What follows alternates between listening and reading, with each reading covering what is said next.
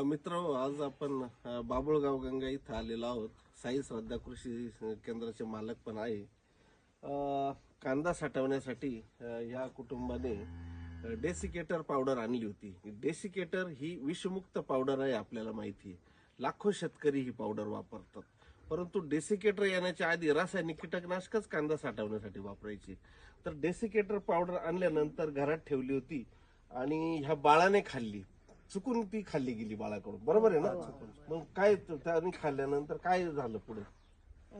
झाल्यानंतर आहे ना, मग तिच्या तोंडात गेली ना ती. मग तिचे हात पाय धुतले, तोंड धुतलं, स्वच्छ केलं, गुळणा करायला लावला. आणि ते गुळणा केल्यानंतर जर दुसरी विषारी पावडर असते तर काय झालं असतं? मग अवघड झालं असतं. अवघड झालं असतं ना. म्हणजे डेसिकेटर ही विषमुक्त पावडर असल्यामुळं हे बाळ जे आहे, या बाळाकडून चुकून ती खाण्यात आली होती आणि हे बाळ त्याच्यातून वाचलेलं आहे.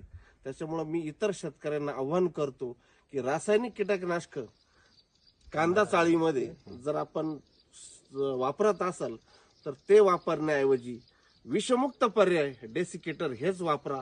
आज हे उत्तम उदाहरण आपल्या पुढे आहे. कांदा साठवण्यासाठी डेसिकेटर पावडर चालू वर्षी नवीन गुलाबी रंगात. कांदा साठवा, कांदा टिकवा. लाखो शेतकऱ्यांचा विश्वास. अश्वमेध डेसिकेटर आता डेसिकेटर गुलाबी रंगात.